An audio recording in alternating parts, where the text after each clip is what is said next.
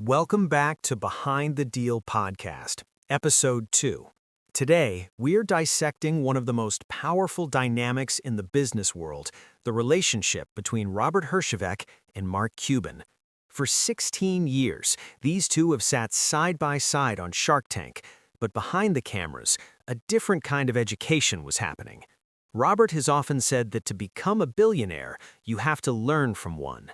Today, we are breaking down the 10 specific lessons Robert learned from Mark Cuban that didn't just change his bank account, they changed his entire philosophy on life and business. Before we dive into these 10 pillars of success, I want to invite you to be a part of this community. If you are an aspiring entrepreneur or someone looking to master the investor mindset, hit that subscribe button right now. Like this video and share it with someone who is currently in the grind. Your support allows us to keep bringing you these deep dive strategy sessions every week. Robert, it's an honor to have this conversation. You've said that sitting next to Mark is like having a front row seat to a masterclass in power. Let's start with the first thing that shocked you, the man in the t-shirt. It's great to be here. You know, I'm a guy who loves suits. I've always believed that you dress for the job you want.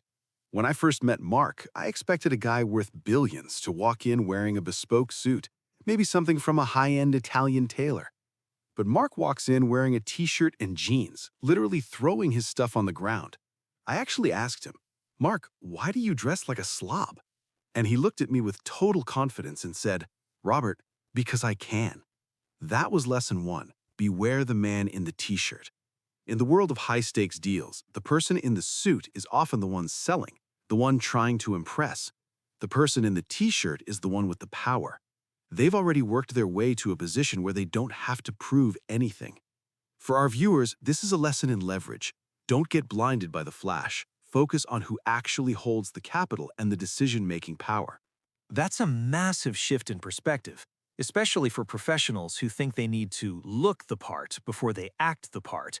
It leads directly into lesson 2, expect to win, always. Robert, you've said this one lesson alone added hundreds of millions to your net worth. How is expecting to win different from just being confident? There is a fundamental difference between hoping and expecting. Before I met Mark, I would go into a meeting thinking, I hope this works out, but let me plan for the downside if it doesn't.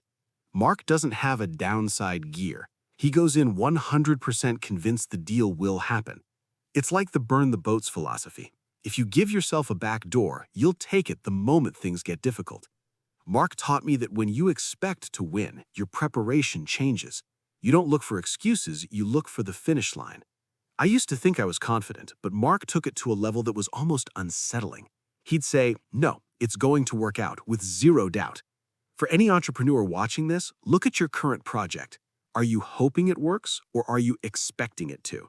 If you expect it, you'll find that your brain starts solving problems before they even appear.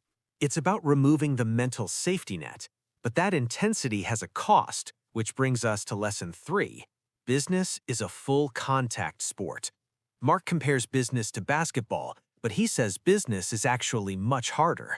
Exactly. In basketball, there's a whistle. There are 4 quarters. There's an off-season. In business, there is no whistle and no end. It's 24 hours a day, 365 days a year. Mark taught me that the bigger you get, the bigger the bullseye on your back. When you're starting in your basement, it's exciting, but when you become a leader in your industry, everyone is looking to take you down. You have to wake up every single morning as if someone is trying to take your business away from you, because they are. This is how you stay sharp. You can never get comfortable. If you're a business owner and you feel like you've made it, that is the exact moment you are most vulnerable. That constant pressure is why lesson 4 is so vital. Time kills all deals. Mark uses the 24-second shot clock on Shark Tank, and it's something every viewer can use in their own negotiations. Time is the enemy of the deal. The longer a decision takes, the more noise gets in the way. Mark will tell an entrepreneur, "I'll do the deal, but you have 24 seconds to decide or I'm out." It sounds aggressive, but it's actually a brilliant filter. Most people need time to formulate a lie or a complex reason to say no. When you force a decision in seconds, you get the absolute truth. In your own life, stop letting maybe linger. If a client or partner says they need a week to think, try to tighten that window. High-velocity companies win because they make decisions faster than their competitors.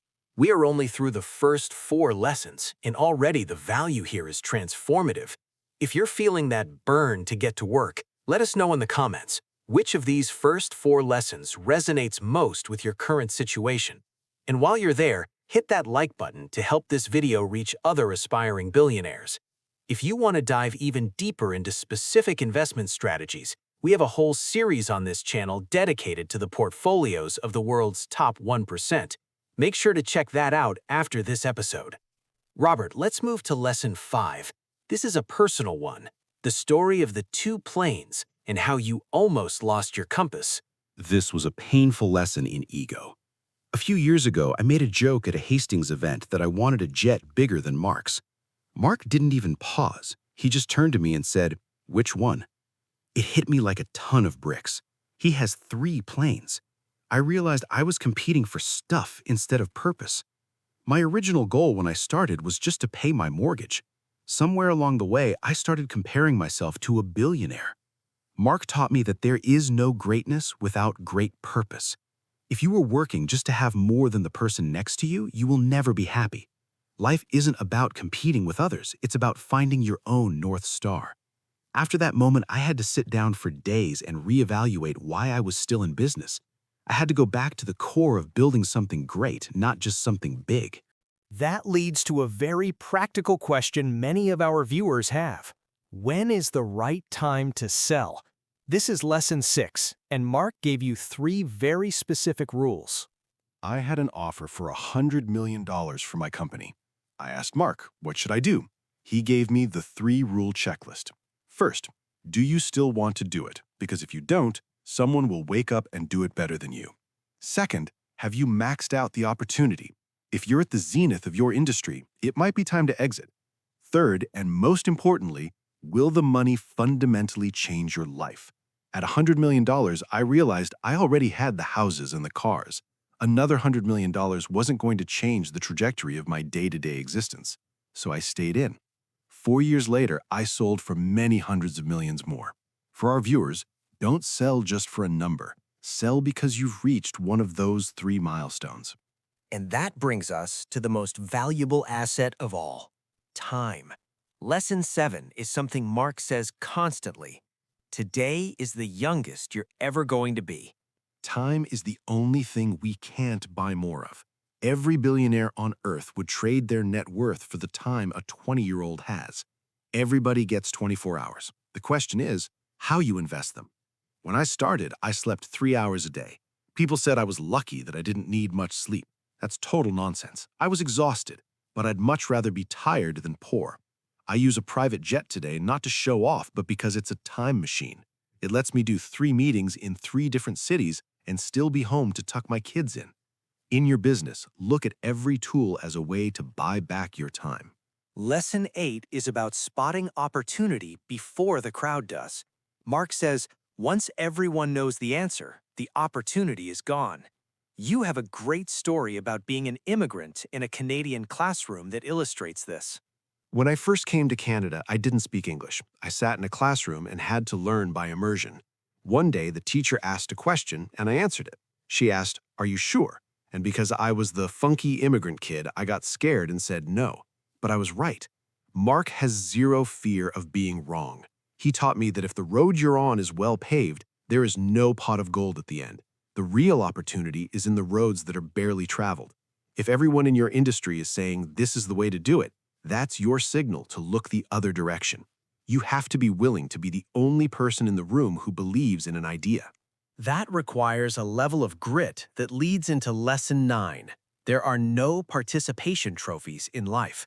Mark is perhaps the most competitive human you've ever met. Trophies are for winners, period. Mark loves to win. I've seen us compete for a deal on Shark Tank where he gets so fired up, he doesn't even remember the business name 5 minutes later. He just wanted to beat the other sharks. Business is competitive. If you don't like to compete, you're in the wrong game. Someone is going to run right over you. You have to embrace the struggle and the desire to be the best. Mark's initial reaction to almost everything is, how do I win this? That's the energy you need if you want to reach the top. We've reached the final and perhaps most important lesson for anyone who has ever failed. Lesson 10. You only have to be right once. This is the ultimate hope for every entrepreneur. Mark failed 1,000 times. He was fired from jobs. He slept on a floor. He had ideas that went nowhere. But he was right once when he sold broadcast.com for billions. Nobody remembers your failures when you win big. If you don't like where you are today, turn the page. You have the power to write a new chapter. Success is simply the ability to go from one failure to the next without losing your enthusiasm until you hit that one win. And when you hit it, make it count. Robert, this has been an absolute masterclass. These 10 lessons from Mark Cuban are more than just business tips. They are a lifestyle. To our viewers, I want you to take one of these lessons today and apply it to your current project. Whether it's the 24-second shot clock or expecting to win, the change starts with action. Before we wrap up, I want to thank you for spending this time with us. If you found this transformative, please hit that subscribe button and turn on the notification bell so you never miss a deep dive. Share this video on your social media. Let's spread this billionaire mindset to everyone who needs it. And don't forget to check out our other episodes on this channel where we break down the deals and mindsets of the world's most elite investors. We have a specific video on Mark Cuban's zero to billionaire journey that you should watch next. See you on the next deal. Keep grinding. The world is waiting for your one win. Now, get to work.